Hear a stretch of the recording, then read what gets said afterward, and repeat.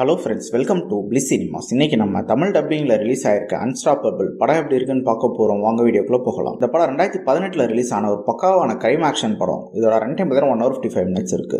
இந்த படத்தை கிம் ஹிம் ஹோ டைரக்ஷன் பண்ணியிருக்காங்க. இதுல மா டாங், சோஞ்சி ஹியோ மற்றும் பலர் நடிச்சிருக்காங்க.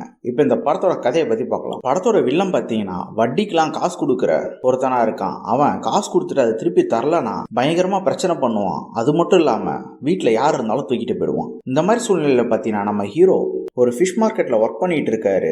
அவருக்கு பல பிரச்சனைகள் இருக்கு. கரெக்டா காசு சம்பாதிக்க முடியல. இந்த மாதிரி சூழ்நிலையில ஹஸ்பண்டுக்கும் ஒய்ஃபுக்கும் சண்டை வந்துகிட்டே இருக்கு. திடீர்னு பார்த்தீங்கன்னா ஒரு நாள் ஒய்ஃபை வில்லன் கடத்திட்டு போயிடுறான். கடத்திட்டு போயிட்டு ஹீரோக்கு ஒரு பல்கான அமௌண்ட்டையும் கொடுத்து இதுக்கு மேல ஒய்ஃபை தேடாதன்னு சொல்லிட்டு போயிடுறான். ஆனா அதையும் தாண்டி நம்ம ஹீரோ தேட ஆரம்பிக்கிறாரு. அதுக்கப்புறம் இந்த படத்துல என்னென்ன சுவாரஸ்யமான சம்பவம் நடக்குது அப்படின்றது தான் இந்த படத்தோட முழு கதையே.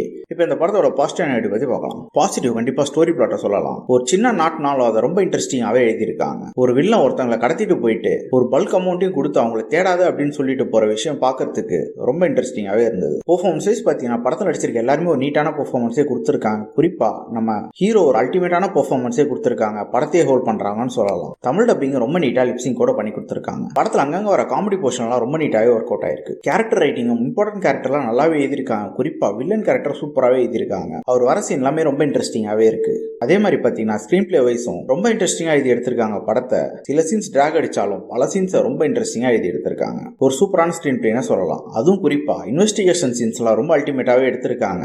நம்ம ஹீரோ அவங்க ஒய்ஃபை களத்துல இறங்கி தேட ஆரம்பிக்கும் போது ஒவ்வொரு ஸ்டேஜா எப்படி போறான்றதெல்லாம் ரொம்ப சூப்பராகவே காமிச்சிருக்காங்க. இன்னொரு மிகப்பெரிய பாசிட்டிவ் பார்த்தீங்கன்னா படத்துல இருக்க ஆக்ஷன் சீக்வன்ஸ் தான். ஆக்ஷன் சீக்வன்ஸ்ல பல சீன்ஸ் ரொம்ப நல்லாவே இருக்கு பார்க்கறதுக்கு. இந்த படத்தோட நெகட்டிவ் பத்தி பார்த்தீங்கன்னா அங்கங்க சில சீன்ஸ் பயங்கரமா லேக் அடிக்க தான் செய்யுது. ஓவராலா பார்த்தீங்கன்னா இந்த படம் ஒரு நல்ல படமாவே வந்திருக்கு. யாருக்கெல்லாம் ஒரு ஒன் டைம் வாட்சபிள் படம் பார்க்கணும் போது ட்ரை பண்ணி பாருங்க. இன்னொரு வீடியோல சந்திக்கலாம். தேங்க்யூ.